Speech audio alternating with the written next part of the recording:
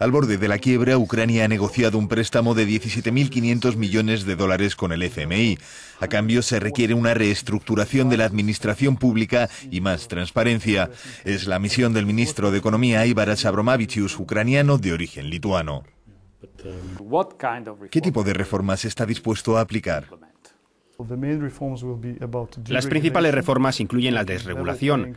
Se trata de que haya igualdad de oportunidades para todas las empresas del país y de mejorar el clima de inversión para atraer la inversión extranjera directa. En segundo lugar está la reforma de las empresas públicas. Tenemos 1.900 empresas públicas gestionadas sobre todo como entidades privadas para el beneficio de los particulares y no del Estado. Tenemos un plan integral para eso, para reemplazar a los directivos de esas entidades de manera transparente y hacerles responsables. Uno de los mayores problemas del país respecto a las reformas es el bloqueo de la administración pública. Todos los funcionarios que estaban vinculados al régimen anterior se oponen a cualquier reforma o transparencia. ¿Qué piensa hacer al respecto? Hay un grave problema respecto a las personas que trabajan para el gobierno en las oficinas de la administración pública, y es el problema de los sueldos. Con el tipo de cambio actual, los salarios representan menos de $200, unos 175 euros al mes, y esto es obviamente una puerta abierta a la corrupción.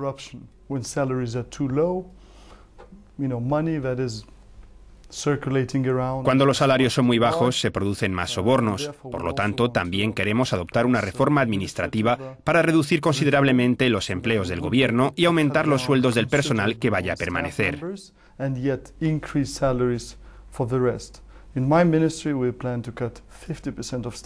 En mi ministerio este año esperamos despedir al 50% del personal y por supuesto trataremos de aumentar los sueldos de los que se queden, de modo que con el tiempo nuestros funcionarios recibirán sueldos decentes que les permitan cubrir las necesidades de sus familias.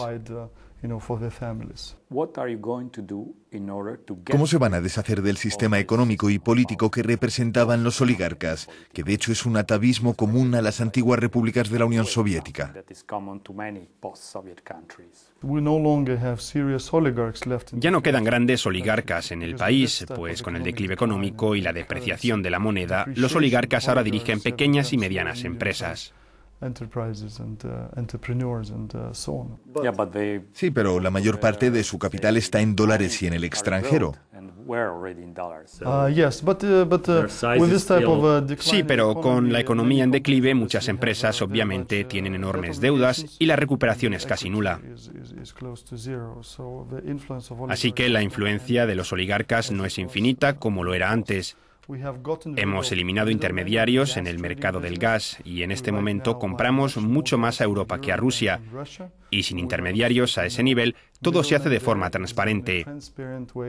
Ya no tenemos empresas como Ukrenergo ni está Firtash en el mercado, y obviamente es una etapa positiva para nuestra sociedad y para los negocios en el país. Ya no toleraremos más la corrupción en el comercio del gas. ¿Puede recordar a nuestros telespectadores quién es Firtash?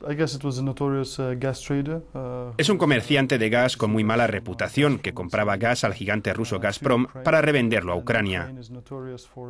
Y en Ucrania es sabido que hay al menos dos precios del gas.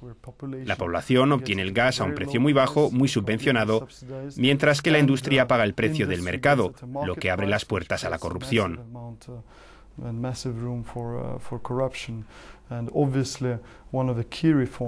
Y por supuesto, una de las reformas claves es la reforma del sector de la energía, con el desmantelamiento de Naftogaz en al menos 3 empresas abiertas a la inversión extranjera. Y por supuesto, tendremos que subir los precios del gas, que en este país son demasiado bajos.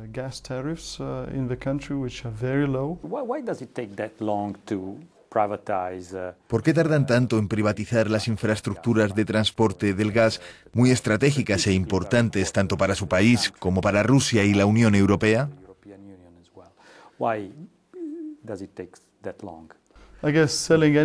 Creo que vender activos a Rusia en este momento es algo que está fuera de cuestión, pues sabemos que la sociedad no lo toleraría, dadas las actuales relaciones entre nuestro país y Rusia. Y por supuesto el gobierno no tiene la intención de hacer nada de eso.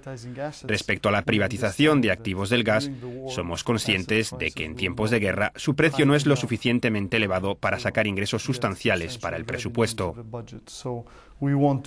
Así que queremos hacer una limpieza entre las empresas públicas, poner orden, cambiar el proceso de privatización de las empresas públicas y cuando llegue el momento adecuado, cuando las condiciones del mercado mejoren, vamos a tratar de vender estas empresas a inversores estratégicos. Señor ministro, ¿es cierto que las reformas exigidas por los organismos internacionales pronostican un aumento en los precios del gas de alrededor de un 300%?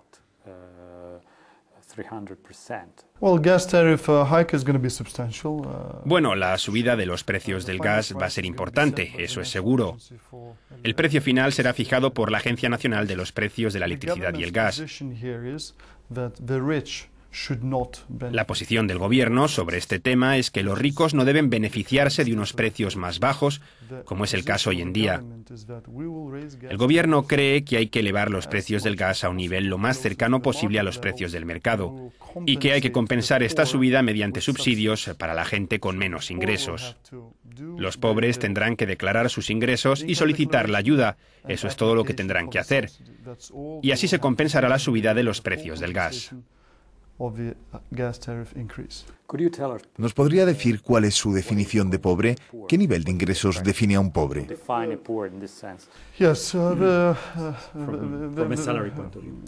Bueno, con el declive económico actual, por supuesto, el número de pobres en este país va a aumentar y, por lo tanto, el número de personas que podrá optar a las subvenciones aumentará muchísimo.